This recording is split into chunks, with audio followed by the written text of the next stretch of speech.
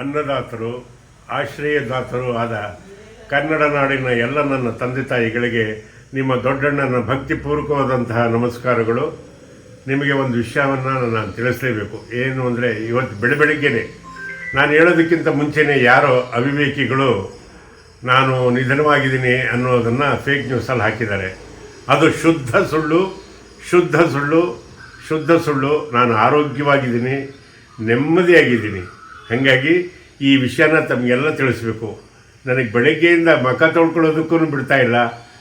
ಎಲ್ಲ ನನ್ನ ಪ್ರೀತಿ ಪಾತ್ರರು, ನನ್ನ ಅಭಿಮಾನಿಗಳು, ನನ್ನ ಬಂಧು ಬಳಗದವರು, ನನ್ನ ಮಕ್ಕಳು ಮೊಮ್ಮಕ್ಕಳು ಎಲ್ಲ ಫೋನ್ ಮಾಡ್ತಾಯಿದ್ರು.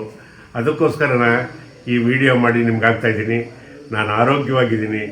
ಎಲ್ಲಿವರೆಗೂ ನಿಮ್ಮ ಆಶೀರ್ವಾದ ಚೆನ್ನಾಗಿರುತ್ತೋ ನಾನು 100 ಕಾಲ ಚೆನ್ನಾಗಿರ್ತೀನಿ ಅನ್ನೋದೇ ನನ್ನ ನಂಬಿಕೆ. ನನ್ನ ಮೇಲೆ ಈ ರೀತಿ ಪ್ರೀತಿ ವಿಶ್ವಾಸ ಇಟ್ಟಿದ್ದಕ್ಕೆ ಎಲ್ಲರಿಗೂ ವಂದನೆ. ಆ ಕಿಡಿಗೇಡಿಗಳನ್ನಂತೂ ಬಿಡಲ್ಲ, ಬೆನ್ನತ್ತಿ ಅವರಿಗೆ ಒಂದು ಪನಿಷ್ಮೆಂಟ್ ಮಾಡಿಸ್ತೀನಿ. ನಮಸ್ಕಾರ.